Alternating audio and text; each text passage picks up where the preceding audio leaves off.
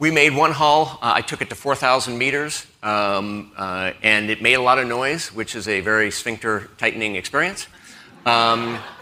We brought it back, and it wasn't getting quieter on the second dive. It should have been dramatically quieter. If you think about it, when you get to this maximum pressure, it's a thing called the Kaiser effect. You get a lot of popping and crackling, and the next time you go to that pressure, you should have a lot less. All those weak fibers and voids have all been taken care of, and this hull wasn't doing it. So we scrapped it. We went back. We built another one. The first one we had done was with a highly recommended marine manufacturer. We went to aerospace quality. We use the same pre-preg that's used on the 787. With our partners, and we couldn't have done any of this without partners. We work with Janicki, Boeing, NASA. Hello and welcome to True Crime Rocket Science, the most authentic voice in true crime. The OceanGate CEO was fond of quoting the statistic that no submersible fatalities occurred in 35 years. But the statistic that really mattered was the Titan success rate. According to its own waiver, the Titan only reached Titanic depths in, get this, 13 of 90 dives. Would you catch a flight, say, on an airline, if a waiver on the ticket read, this aircraft has only reached London Heathrow in 14% of attempts? Most wouldn't. In David Pogue's report, published in the Intelligencer, he quotes a different number coming out of the horse's mouth. According to the article, quote, Rush says the Titan has already made 20 uneventful dives to Titanic depths. Wow, suddenly 13 successful dives has almost doubled to 20. But that's if you trust Stockton Rush. Do you? Before we get to that, if you haven't subscribed to the channel, please do. Welcome to the thousands of you who have subscribed. If you're enjoying this episode, please like, share, leave a comment. You can also hit the thanks button, and let's get started. Now, you don't need to be a statistician to appreciate just how often, how typically Titan fucked up when in the water. When you look at the anecdotes of press and social media influencers invited to help with OceanGate's PR push, we see confirmation of a craft that is more likely to fail than succeed. So, a couple of examples. Remember Jake Kohler's from The Almighty. He was on mission 3 in May this year, May 2023. That flopped. Even the test dive on that particular mission also flopped. Then Brian Weed from the Discovery Channel did a hopelessly unsuccessful test dive in May of 2021, and he said afterwards, quote, we can't get below 100 feet, and this is supposed to go 12,000 feet under the ocean, end quote. Then there's David Pogue from CBS, his mission 4, where he chronicled another flop, another total flop. According to Pogue, quote, in 2021, Mexican YouTuber Alan Estrada filmed the return of the Titan dive before his own trip down to the Titanic. When the sub rose to the surface, the OceanGate crew couldn't get it back onto the ship. Its occupants spent 27 hours inside before they could be rescued. Now, is that counted as a successful dive to the Titanic? Pogue went on to observe, quote, I'm slowly realizing the Titan doesn't actually make it to the Titanic very often. On each of the 9 OceanGate expeditions so far, and bear in mind he wrote this about a year ago, Titan reached the shipwreck twice, once or not at all, end quote. Now, using even this very limited sample from Pogue, it's still a failure rate of around 33%. For perspective, the success rate for reaching the summit of Everest is about twice that figure.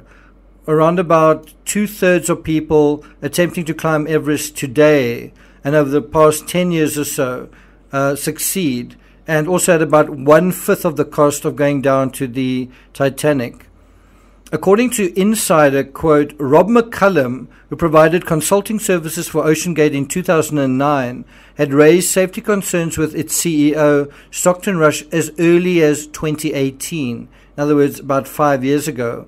McCullum told Insider that the company's approach to engineering was ad hoc and ultimately inappropriate, but Rush's company dismissed the red flags McCullum raised with the CEO in emails emails seen by the insider. We also know that a number of people were emailing him and basically telling him the same thing. What you're doing isn't going to work. Stop doing it. Stockton Rush seemed to be trying to take a leaf out of SpaceX's book in the sense of learning through trial and error, aka an iterative design process. This isn't mere speculation. There have been articles as well that have highlighted Stockton Rush basically comparing himself, describing himself as the SpaceX of the ocean. Now, on paper, the iterative design is quite effective. A company builds vehicles, tests them, flies them as quickly as possible, and then learns from every successive launch. You sort of base your next design on the previous design plus improvements. This approach contrasts with the traditional aerospace model, where years are spent refining a vehicle's design kind of through computer modeling and through calculations. So lots of theoretical and hypothetical ideas are sort of tested kind of in a classroom environment, right? And then all of that goes on long before building the vehicle. And although this results in fewer explosions, it requires a lot more time and funding. The iterative design process is cheaper. So it'll be cheaper, it'll be quicker, but you'll also have a lot more explosions. On paper, what Rush was doing looked and sounded and seemed like innovation. At one point, he talks about how real innovation is breaking things. And one of the things I learned is, when you're outside the box, it's really hard to tell how far outside the box you really are.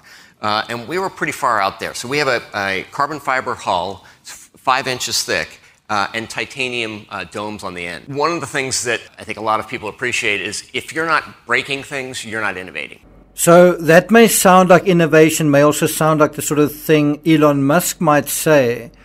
And you might say that is innovation, except if your first step is a misstep, and that was choosing carbon fiber. And if you're going to stick to that as fundamental to your engineering, as he did, then you're not developing, you're dreaming. And for as long as you stick to this dream, you're basically just being dogmatic. Also, a major difference between Stockton Rush and SpaceX was that Musk didn't do his trial and error with people on board. In conclusion, the industry failure rate for space rockets, incidentally, is 10%. Between March 2006 and May 2023, SpaceX's failure rate was 2.6%, or conversely, a success rate of 97.4%. I think if this tells us anything about OceanGate and its CEO, it's how abysmally low their standards were, all the while crowing off the highest tower about how great their work was. And this whole crowing off the highest tower it's so evident. I mean, it's the reason why there's so much material for YouTubers to go through. It's because he gave so many interviews to so many publications, basically bragging about what he had done when he arguably hadn't really crossed the finish line. And so if this isn't an example of hubris at its worst, I don't know what is.